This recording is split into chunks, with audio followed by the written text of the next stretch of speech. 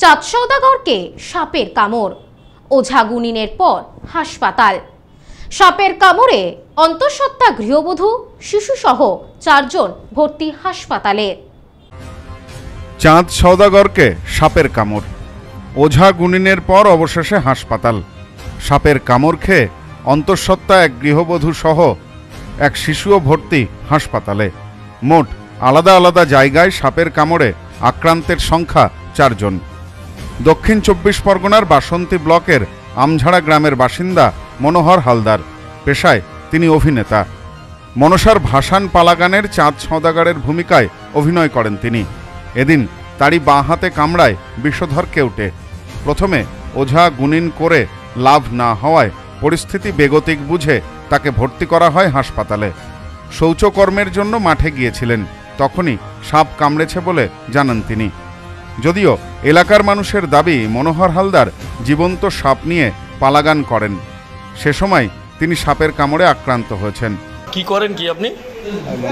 মনসার গান করেন। আপনার কি সাপে কামড়ালো? কি সাপ কামড়েছে জানেন?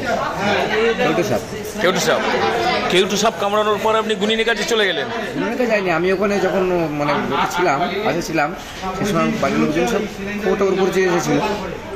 আসার পরে যেমন একটা পাতা খেতে দিয়েছিল যে এটা অন্তত পাতা খেলে চেক রাখবে, তখন হসপিটালে চলে যাবে। গুনিনের কাছে গেলে মোটামুটি মৃত্যু নিশ্চিত, এটা জানেন কি?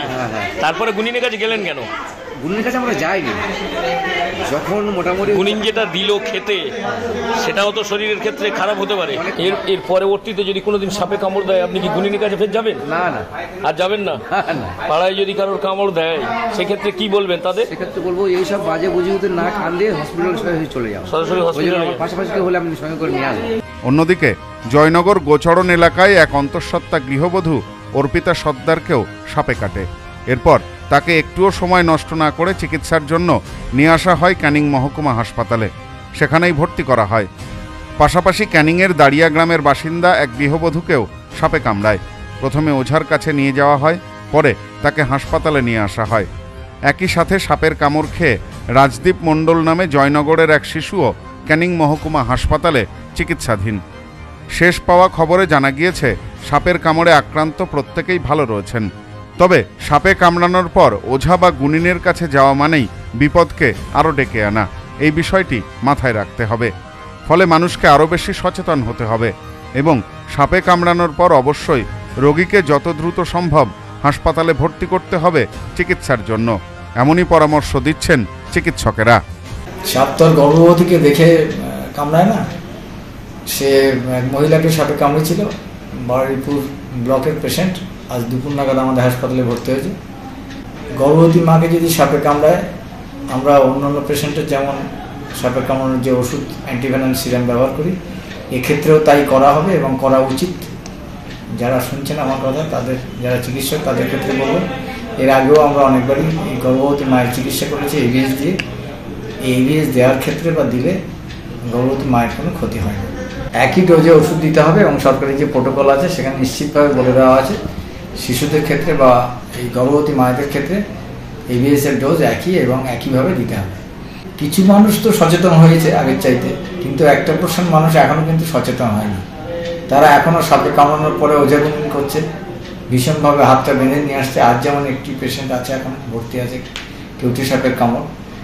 সে আবার এরকম মনসা গান টান করে, সে ভর্তি আছে আমাদের এখানে। সে তার হাতের মাঝখানে কামড়েছিল, অর্থাৎ ফোর আর্মে কামড়েছিল।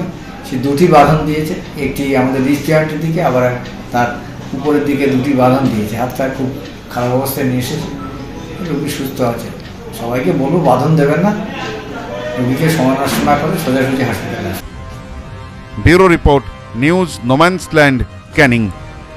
রাজ্যের মুখ্যমন্ত্রী মাননীয়া শ্রীমতী মমতা বন্দ্যোপাধ্যায়ের ভাবনায় জাতি ধর্ম নির্বিশেষে সমৃদ্ধির মেলা বনগাঁ উৎসব 2025।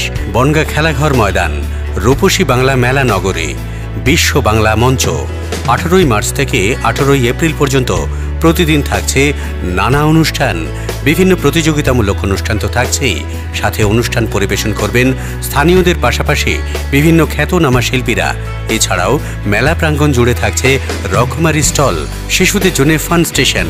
মেলার দিনগুলিতে আপনাদের উপস্থিতি ও সহযোগিতা একান্ত কাম্য। আমন্ত্রণে বনগাঁ পৌরসভা।